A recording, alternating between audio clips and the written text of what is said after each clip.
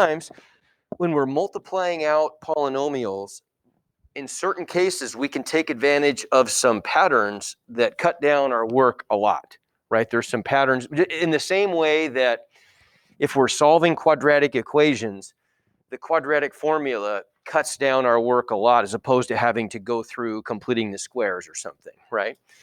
Okay, so what are some patterns? Well, one of these we already know. We learned it in the other direction last unit, right? We learned in the other unit that if I have a difference of squares pattern, that's always going to equal the product of a minus b times a plus b, right? Well, that goes both directions. If I'm multiplying out polynomials that fit this conjugate product pattern, where I have something of the form a minus b times something of the form a plus b, or vice versa, it doesn't matter, I'm always going to get back a difference of squares result. And you guys remember what I mean when I say conjugates? The same two terms, they're added in one case and subtracted in the other case, right? And so, for example, if we have something like this, 2x minus 3 times 2x plus 3, that's a conjugate product, isn't it? Because look, the only difference is here we're subtracting, here we're adding, but the terms are the same. So what's the answer going to be? Well, that's going to work out to be our difference of squares, isn't it? So I'm just going to get back,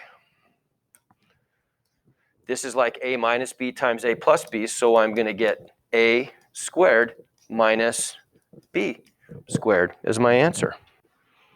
Okay? This makes it a little quicker than having to expand it all out, distribute and add like terms, right?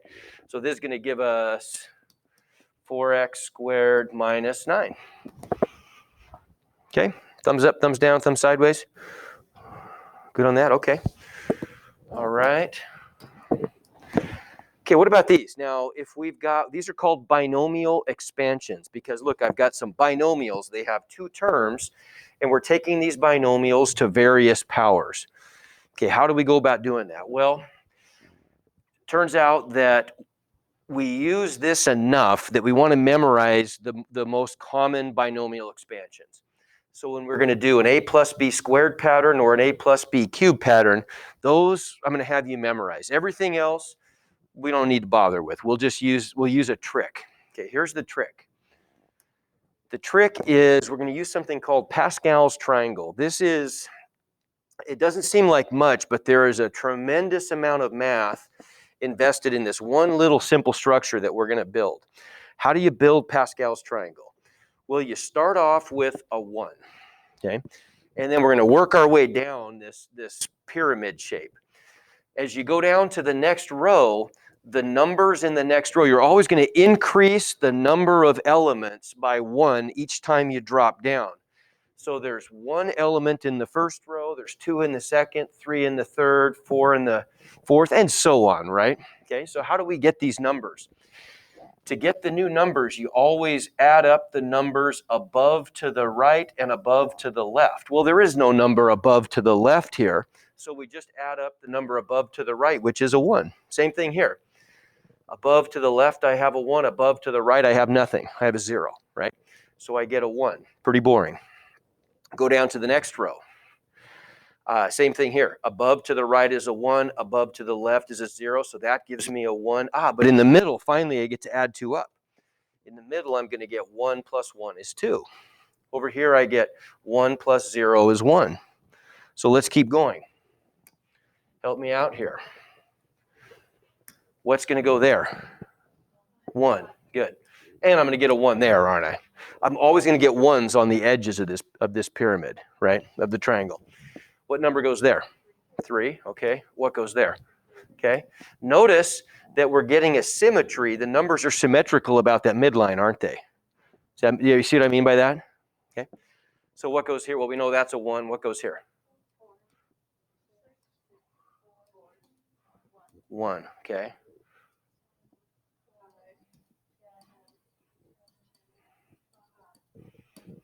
And then finally, we'll just do one more. I'll put this up a little bit.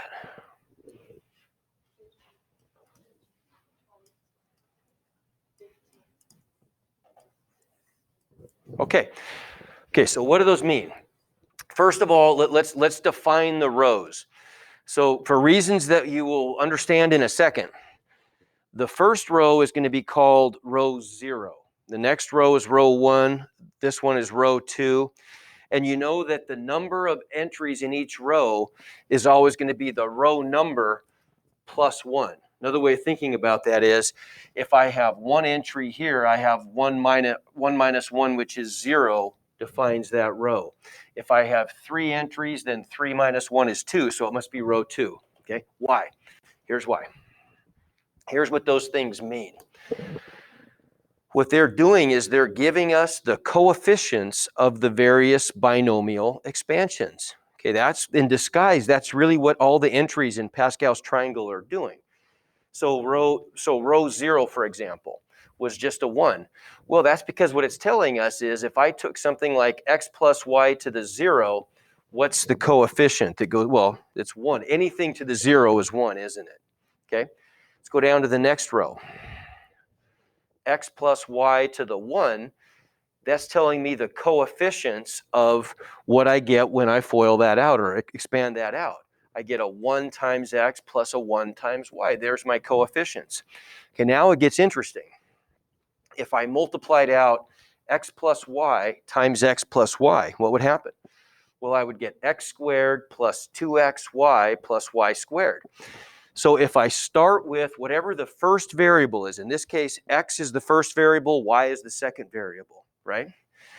In row 2, I want you to notice that the powers, the sum of the exponents are always 2. We're going to start with all of the exponential weight shifted towards the first variable. So the first term is x squared times y to the 0. We don't even write the y to the 0 because that's just a 1, right? Every time we take a step to the left, or to the right, sorry, take a step to the right, the exponential weight of the first variable, the x's, is going to decrease by 1, and the y's get ratcheted up by 1 until it's flipped. Okay? You see what I'm saying? So we started off with x squared. Now we get x to the 1, y to the 1, and then finally we get x to the 0 times y squared. Okay? So that's how we're going to build the terms. Pascal's triangle is giving us the coefficients that go with those terms.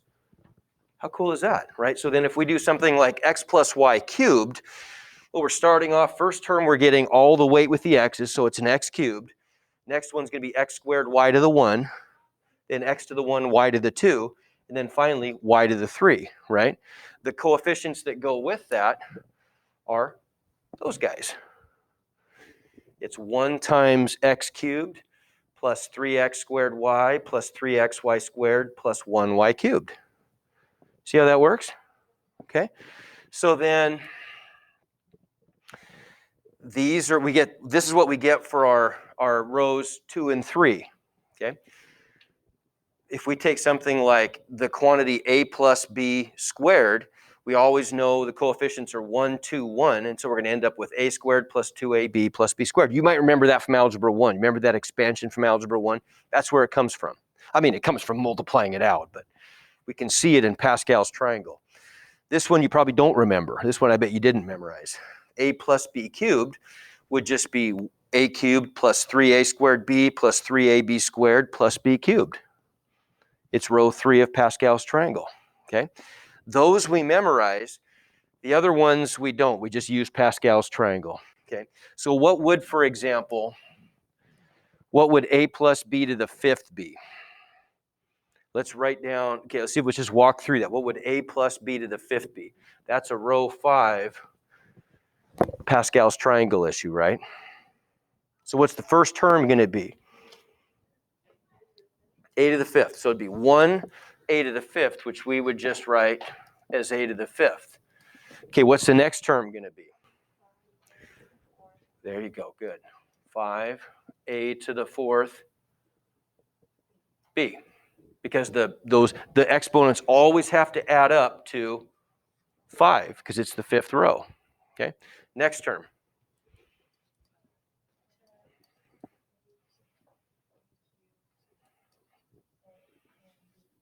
Okay, good. Plus,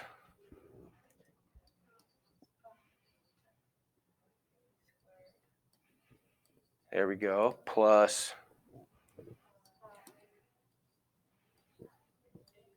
right, plus 1. There it is, right? See how that works? Okay. Well, the A and the B could be, each of those could be monomials too. So I could do something like, for example, come back to this. I could do something like this. What if I wanted to do the quantity 2x plus 10 squared? Well, that's fitting the pattern of the quantity a plus b squared, where we're substituting a for what? 2x, and b for 10. There you go, right? So we're going to get 2x squared plus 2 times 2x times 10, right? Makes sense? Plus 10 squared. And then we would just simplify that. What's 2x quantity squared? 4x squared. Good. So 4x squared plus 2 times 2 is 4 times 10 is 40x plus 100. Everybody agree? Okay, so you might have, when in Algebra 1, did you memorize another pattern that was a minus b squared? Don't remember? Okay, if you did, I don't know if you did or not, but don't. You don't need to. All we ever need to do is memorize just a plus b quantity squared and a plus b quantity cubed, because in this case, when we do something like 10x minus 1, we just treat it like a sum, but what's a? 10x, what's b? Negative 1, right? 10x minus 1 is the same thing as 10x plus negative 1, isn't it? Right? So we would just write this one down as this is equal to a squared plus 2 times a times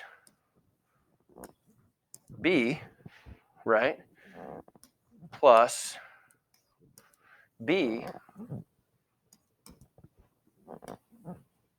squared. Okay, and what's the result then? Well, what's quantity 10x squared? There you go. And then here I'm going to get 20x times negative 1. That's a minus 20x. And then here I'm going to get 1. So how do I get negative terms then? I get negative terms when I have negative values of b to an odd power. Everybody see that? Okay. So let's try another one. Let's try something like this. Let's try x minus y cubed. Okay, we don't need a special pattern for that because we can just use our a plus b cubed pattern, right? So in this case, a is x and b is, no, negative y, right? Because we want to write it as plus negative y.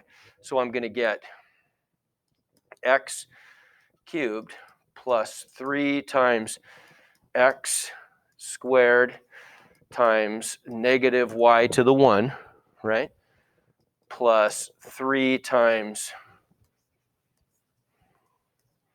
x times negative y squared plus, negative y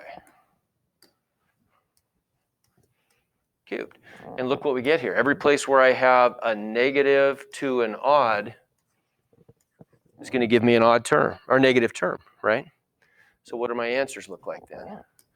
Well, I'm just going to get x cubed, 3x squared times negative y is minus 3x squared y.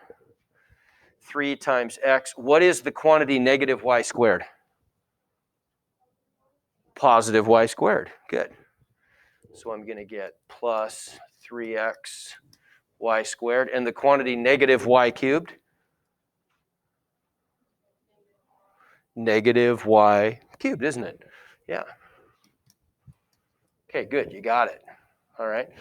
And so what else can we do with this? Well, I mean, we could go, let me see. I'll come back to that slide. That's really a cool slide. So maybe let's just do one more of those. Okay, take a second. You guys do this one on your own, and then we'll walk through it together here.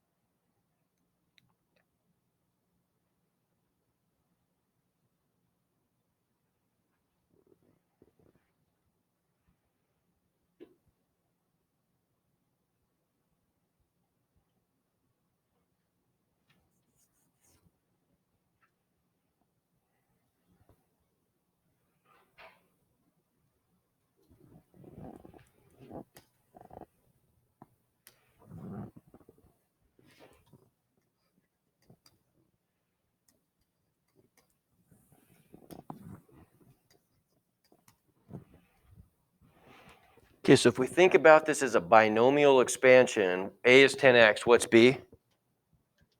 Negative 9. So then what's this look like? So we're going to get, this is equal to, what's first term?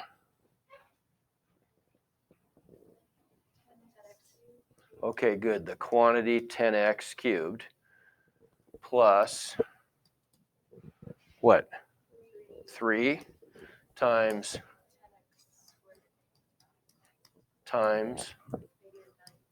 good, plus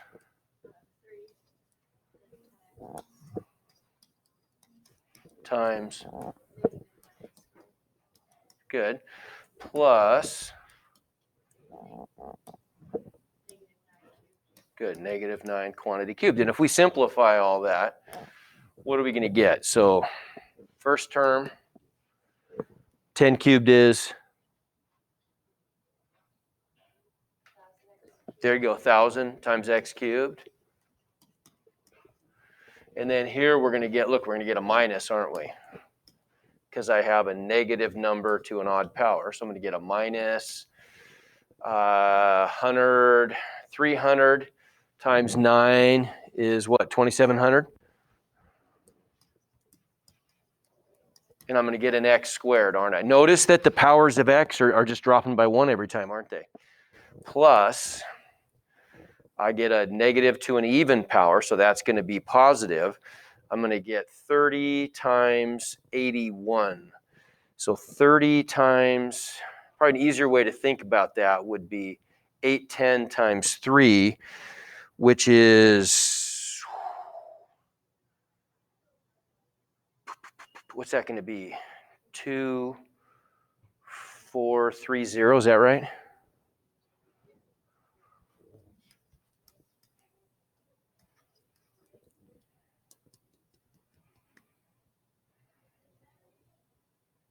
Yeah, that's got to be right. Yeah, okay. X. And then negative number to an odd power is negative, and 9 cubed is?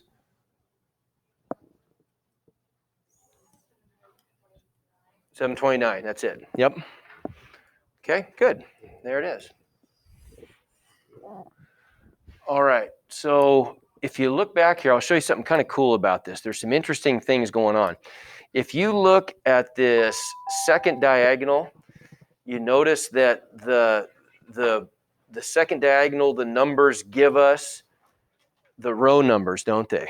That's kind of cool. Now, what if I squish everything over to the right a little bit and I write it like this? This is pretty interesting. You start to see that if I look at the sums of each row, I get the numbers in the Fibonacci sequence. That pops out all the time in math and in nature, the Fibonacci sequence. And if I look at this first descending, I get natural numbers. Or sorry, the second descending diagonal, the third descending diagonal gives me, the 1, 3, 6, 10, 15. That's what we call the triangular numbers. Fourth descending diagonal, if I wrote it as a triangle, would give me the tetrahedral numbers and then the hexagonal numbers. And so I get all these really interesting number sets that just spring out of this Pascal's triangle. Pretty cool stuff. All right. Have a great day. I will see you later. See ya.